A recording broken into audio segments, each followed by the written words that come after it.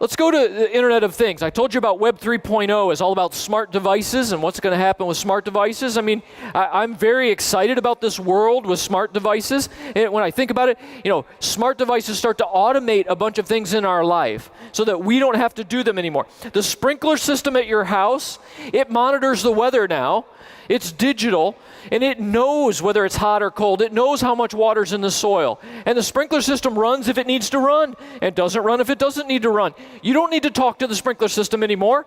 The sprinkler system is smarter about your lawn than you are. It's a fantastic world.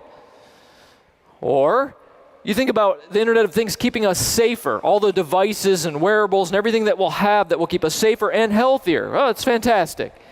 Or the fact that we now have what's called edge intelligence. So now when you make devices smart, in some cases the devices start talking to each other. So what I mean by that is your car knows when you're headed home. And you might have noticed from Google Maps, right, that the car is starting to track everything you do, and your mobile device is starting to talk to you and give you advice when you get in your car. Right? I mean, so the car is going to know you're going home. The car will talk to your house.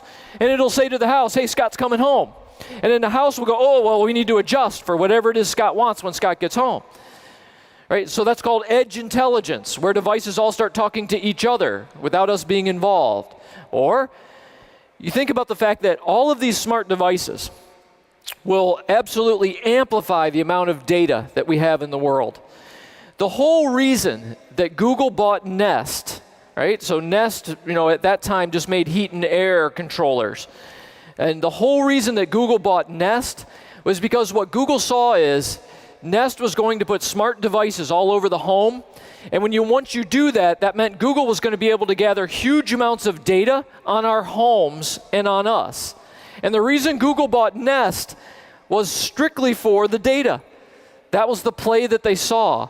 That, hey, we can now grab huge amounts of data on what people are doing. For example, if the smoke alarm in your home is a smart smoke alarm and it has motion detection on it, well then it's going to be able to track basically who's in the house or when they're moving around, right? Lots of data that you may not understand that the smoke alarm is tracking. Or the latest device that Nest just came out with is a smart doorbell. And the smart doorbell, they say, has AI in it, and so it recognizes the people who come to your door. That all sounds fantastic, doesn't it? Right? But if you start looking at the challenges, what does that really mean? There's this term, hopefully you're familiar with, of the attack surface, right? So the term of the attack surface in my world is how many different devices are out there that we have to try to protect, right? The attack surface is getting wider faster than we can secure it. That's just a fact, and it's not going to stop anytime soon. We also have to understand that anytime you have a smart device or a device that is internet connected, that means that a criminal could get to that device and control it.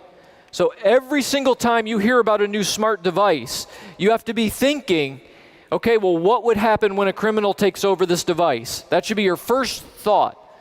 If I have a smart lock on my front door, what's going to happen when somebody hacks into the smart locks?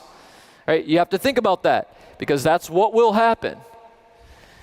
We also have to understand we're not over with this battle yet of hackers being able to take control of a device and then use that device as an attack platform, whether it's to do a DOS attack or anything else. And we already saw that with the cameras, where somebody was able to take over 80,000 cameras that have been sold in the US because they were internet connected cameras, and then use those cameras as attack zombies. Right? We're going to see more and more of that. And then the other thing, which you'll probably hear me mention this again, which is interesting to me, is we are so young right now at understanding security from a technology standpoint. When a manufacturer comes out with something like these cameras that had very poor security in it, we don't really have laws that cause much consequence for that manufacturer. So we're all enthralled with the fact that people took the cameras and did DOS attacks, and I wonder when somebody's going to ask, well, what should be the financial penalties?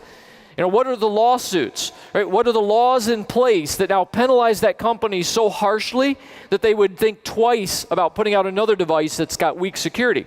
We don't really have that today. There aren't consequences like that for companies.